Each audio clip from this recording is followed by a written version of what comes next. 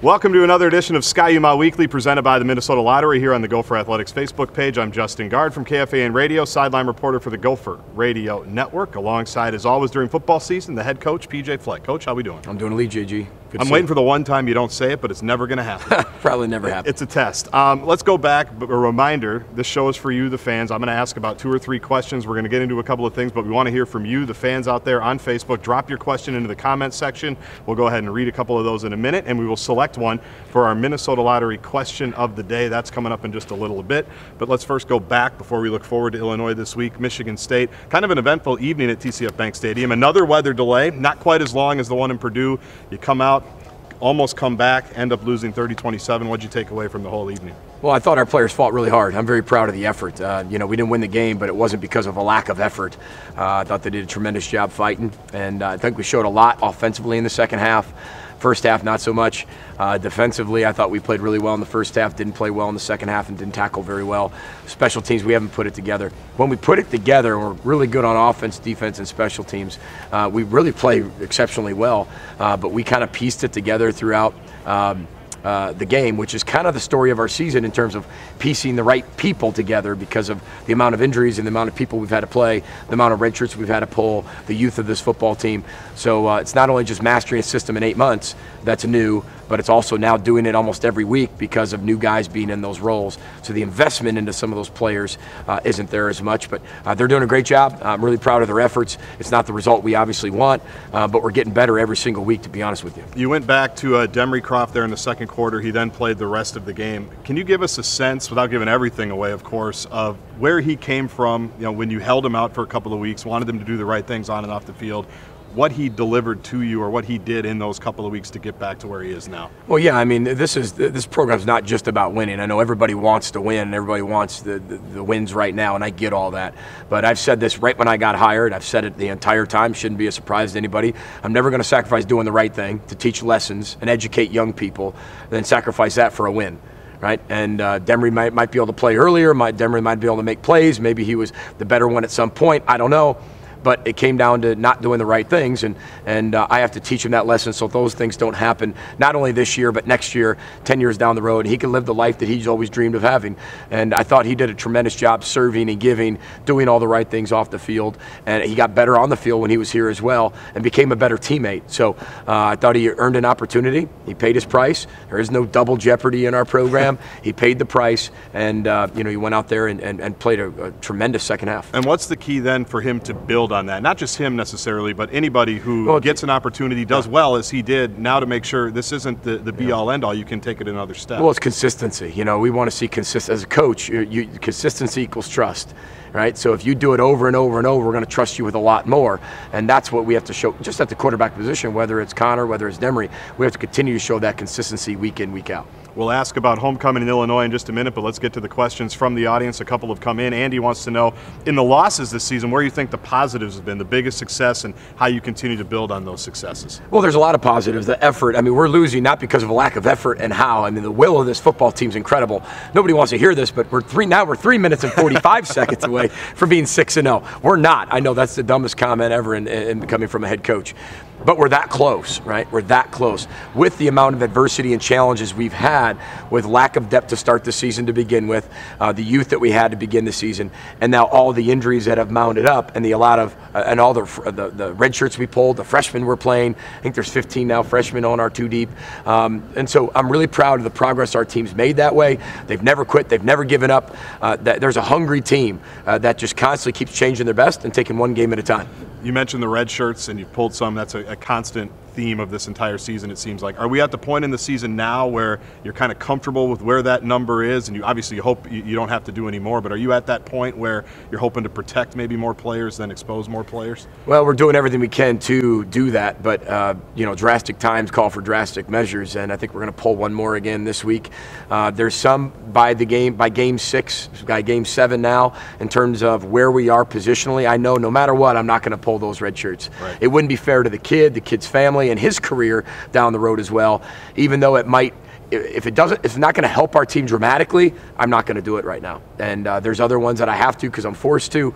It's not that I want to do it, I need to do it. So if it's not a need right now, I'm not going to do it. If it's just a luxury and a want, I'm going to hold on to it. back to the Facebook questions. Joel obviously knows it's homecoming this week. He's checked his calendar. Anything special planned with alum and current student athletes? And I'm sure you've got a busier schedule as well. Yeah, the whole schedule's full. I'll be honest with you. We've got some things tonight about 5:30 where I'm speaking on campus at a certain event. We'll have events all the way through the week.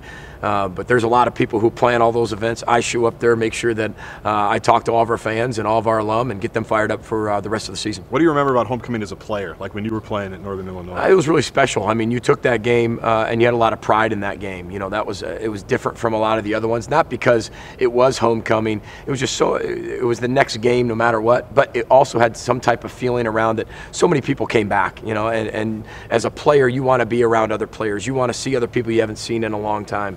It's one of those games that everybody comes back and they share the past with the present and then also look forward to the future. Maddie wants to talk about underclassmen, being able to do the small things you want for the program to be elite, maybe this season, but also moving forward. The younger guys, bringing them along, making sure they know all the details. How do you make sure that happens? They are. There's two ways you learn. There's an easy way and a hard way. The easy way is watching somebody else make mistakes and watch somebody else do it the right way.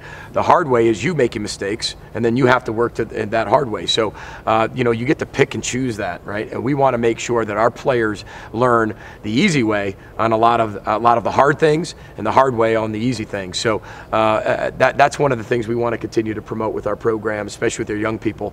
And now with the 18 class coming in here, hopefully a lot of them in January, those young guys can then teach them the culture as we continue to move forward. That's what we want to be able to have happen. But the upperclassmen really set the tone. Seniors got 6 weeks left. Our focus right now is to make sure our seniors have the best 6 games they possibly can have. I know that you follow how a team responds on the practice field, in the meeting room. How much do you follow how they respond publicly, whether it's something on social media, whether it's something on Twitter or Instagram? So you've had a lot of guys in the last couple of weeks go out on social media and say things like, it's a process, we're going to trust it, hashtag RTB, all of those things. How much do you follow that, and how heartened are you when you see those things publicly? Well, yeah, we have somebody on staff that checks their Twitter, their Instagram, their Facebook, anything new that comes out, Vine, Snapchats, whatever it is. So somebody on staff actually checks all that to make sure they're doing all the right things. And it's not just catching them doing something. It's educating them how to use social media to promote your own brand. You know, social media, a lot of coaches take social media or take phones away from players. You don't do that to millennials. And that is their phone. That is their life, right? That's their livelihood. Even as coaches, somebody would take my phone, I'd be like, I need that, right? So it's more of educating every single day of how to be able to promote your brand, not only your own brand as a person that's going to last the next 35 years, 40 years of your life, but how do you represent the University of Minnesota, our state, our culture every day through social media? But I'm proud of the way they have responded. I think everybody understands where we're at. I don't think that's a mystery. I don't think anybody says, well, why did they do this, or why is that guy playing, or why do they have this or that? It's very clear of what we have this year, and I'm very proud of our team, the way they're fighting, the way they're handling the adversity, the way they're changing their best, and the way that they're handling this whole process. Illinois is in the middle of a process as well with Lovie Smith early there in his tenure. They're playing a lot of young players, it seems, as well. They are. As you look at them, even though we're early in this week, what do you see from the Illini? Two very similar teams in terms of the amount of youth, and they're 1 year actually ahead of us. So they're actually almost maybe what will be even next year, where we're going to get younger before we get older and more experience, with the 18 class coming in to really help us and provide a lot of depth. So they're kind of where we're going to be next year. I'm not saying record-wise and all those other things, but in terms of where they are in progression of their program, in terms of doing it with high school student athletes and building it up that way, not putting Band-Aids over it, 13, 14 junior college transfers every single year. And when you have a difference in philosophy of that with the staff prior to that doing that, then there's a gap in there that you have to fix, and you have to be willing to go through. There's a 2-year recruiting gap that you have to be able to close, and that's a challenge we have, that's a challenge they've had, and but they're a really good football team that's very hungry, that's got to come on the road here, and 2 young teams going at it. With all the different homecoming events, I mean, you have to keep track of all the wardrobe changes you need to make. I mean, you're always well dressed, way more. I wear the same thing every week if people haven't noticed. He's never worn anything that hasn't been elite. I mean, you got sport coats, you got jackets. Are you good to go? Are we squared away for the whole week? Yeah, during the season I bring my entire closet into my office, so I usually have nothing at my house.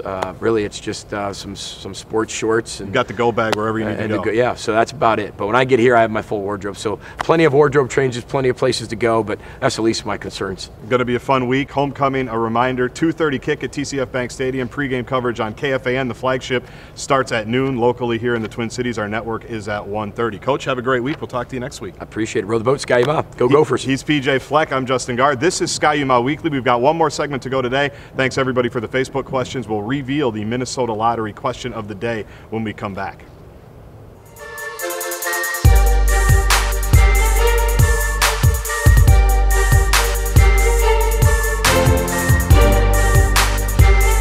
Gophers, Illini. Homecoming. Kickoff is at 2:30 p.m. at TCF Bank Stadium. Tickets at gophersports.com.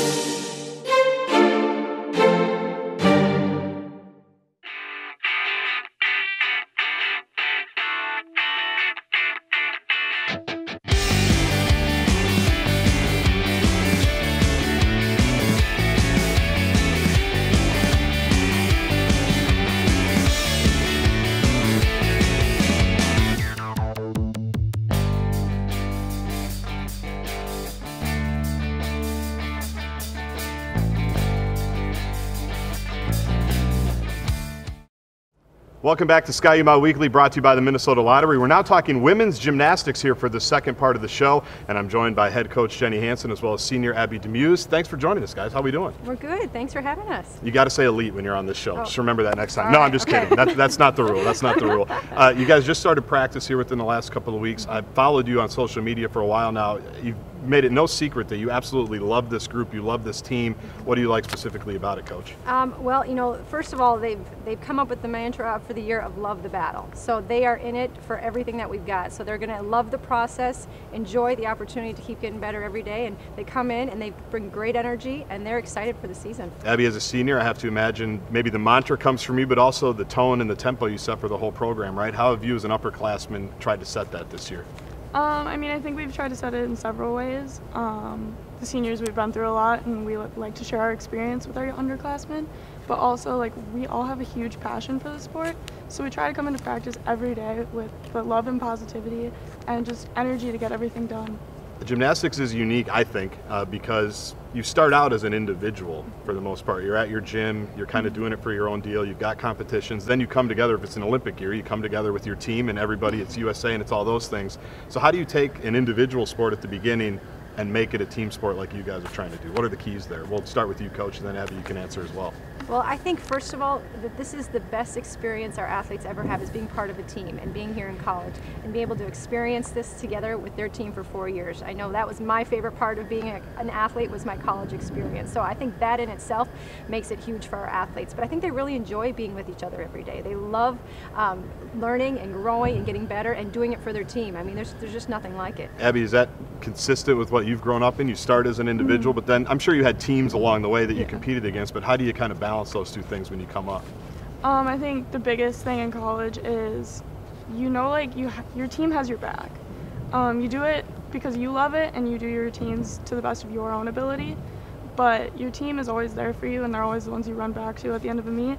So every day in practice we try to emulate that and really work together, because it's hard and everybody wants to work together through the difficult times. Season tickets, by the way, are on sale at mygophersports.com. Those just went on sale recently, and I hear a rumor that you guys are hosting regionals this year, University of Minnesota. Like, what kind of cool carrot is that at the end of the season for you guys? That is huge for us. So last time we hosted in 2014, 2016, and again this season. Last time we hosted, I think it was a difference maker for us, and we qualified to the national championship. So we are super excited to host, and we think it's gonna help us again one more time. The other rumor I heard, Abby, is last night you guys had a special event on the Stone Arch Bridge, you know, crossing the Mississippi. Tell us a little bit about that. Yeah, so a lot of our team joined the Light the Night Lymphoma Walk, and they got to hold lanterns and support everyone in the Minneapolis and Minnesota community who has had or overcome blood cancer. So they just got to walk across the bridge and show their support and represent our team and how much we love everyone in this city. That had to be kind of a cool night. Mm-hmm. Not bad. You can take that with team building, all of those things. You guys reflect on that stuff as you move forward? Yeah. What do you think as a coach? It's got to make you proud when your team gets involved and things like that. Yeah, absolutely. You know, one of our values as a team is gratitude, and being able to show, use kind of our platform a little bit to show how grateful we are for what we do, but also to be able to give back is really important. Abby, last thing for you. Give us a sense of what a day in your life is like. Gymnastics, I always hear, I mean, you're in the gym before the sun comes up when you're coming up. And now I don't know if that's the same here when you're in college, but you've got so many different things to balance. season hasn't officially started in terms of meets and everything, but you're obviously preparing. So what's a day in your life look like as a student athlete? Well, as a student athlete, a lot of us start our day with classes because we're all in a full load, so we're busy with that. But then we come into the gym for about 4 hours, and it's kind of our escape from all the stress of school. So we try to take it all out on the equipment, and yeah, and after that we normally go back to class for a little while. And our days don't really end super early, but that's okay because we love every aspect of it. How often do you have to check the calendar to know exactly what day it is? Oh, constantly. Constantly? Yeah. Because you don't know? I don't even remember what I have in a day sometimes, so I just have my calendar up on my phone all the Get time. alerts, that's good. And Coach, I mean, you've been through that as well, right, as an athlete and as a coach, so how do you balance that, making sure, because for competitions, for everything, you want them fresh, you understand the stresses they're going through. Yeah, absolutely. Well, and I think nowadays they're under even more stress than than I was when I was on the team. And there's just so many things more that are involved in their program and what they do. So their days are even more full. But also it's great opportunities that we didn't have when I was here. So I'm very jealous of what they've got. I wish we had this when I was here, but they do. Their days are 8 a.m. to 8 o'clock at night. They're full all day long. Very good. Well, thank you guys for joining us here on Ski-U-Mah Weekly. I'm sure we'll do it again when the season starts here in a couple of months, and obviously with regionals and everything, we'll definitely be catching up. Thanks for joining us. Thank you. Thank you. Thank you guys for joining us here on the Gophers Athletics Facebook page. A reminder that Andy Bauer was our Minnesota Lottery Question of the Day winner. He asked the question to PJ Fleck. He will get a Minnesota Lottery prize pack to be determined. We'll be in touch about that, Andy. For all of us here at Ski-U-Mah Weekly, thanks for joining us. We'll be back next Monday at noon.